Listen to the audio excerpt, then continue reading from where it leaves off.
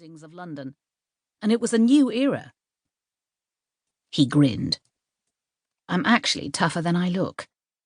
And you're right, I don't know much about farming, but I'll learn. And who better to teach me than the best groundskeeper Robinswood ever had? And now that we have Jack to consider, it's for him as well. I've inherited the title, and not much else, as you know.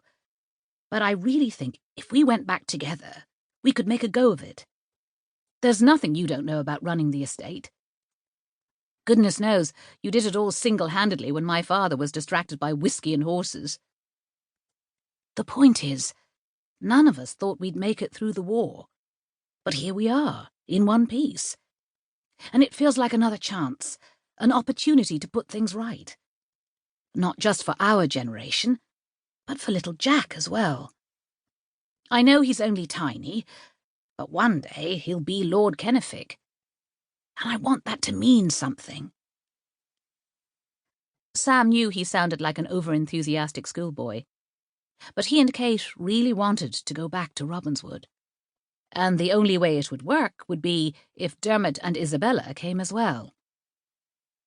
Dermot smiled at the mention of his first grandson, though the idea that Kate's son was going to be a peer of the British realm, the country Dermot and so many others had fought tooth and nail to remove from Irish soil, was odd to say the least. Well, it is certainly something to think about. I'll talk to Isabella, see what she thinks. As you've no doubt come to realise, the women are the decision-makers in this family. He smiled and took another sip of his pint. Isabella had insisted on coming over to Brighton for the birth of Kate's baby. The whole thing had gone smoothly, and little Jack Kennefic was a lovely little lad, who was thriving under his mother and grandmother's devotion. They were due to go back to Dublin tomorrow. The ladies' rule is something I am well aware of. Sam smiled. But Kate and I are in complete agreement on this. The only way we can do it, and not end up in the poorhouse, is if you and Isabella are in on it with us. Right. So explain to me again, and in detail this time, what you have in mind. Dermot sat back. Sam, encouraged, went on. So, our plan is to return to Robinswood and not open all of the house yet. It was in terrible condition when we left, and that was 6 years ago, so I can only imagine the state of it now. But Kate thinks we could open the small back wing. Remember where Father had his study and sitting room? We could manage in that section for a while, until we got the house back into some kind of habitable condition.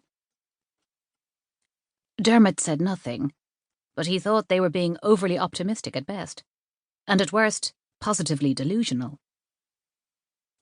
Meanwhile, we take the land back from Charlie Warren. He's on a rolling year-to-year lease. Get it into full production, and start producing food for export.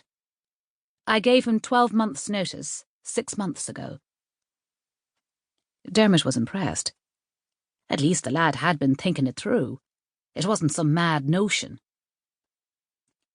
The whole of the United Kingdom is crying out for food, and we can make a killing supplying it to them. I haven't a clue of how we'd do it, I'll be honest. But you do, and I'm willing to work day and night if need be. Go on. Well, we are living, as you know, off my RAF salary and the rent of the land. But since Mother has remarried, she's no longer my responsibility, financially speaking. Perry Goodall has quite enough money for both of them. She sends her love, by the way, and is very sorry she wasn't here when Jack was born. But Perry needed her to play hostess for some business contacts of his in Nice. They are all British, but he's entertaining them on his new yacht, I believe. Now that the war is over, people can't get enough of travel, and the good things in life, I suppose. Sam shrugged. Is he good to her, that Perry Goodall? Dermot asked. Sam smiled, and Dermot knew why.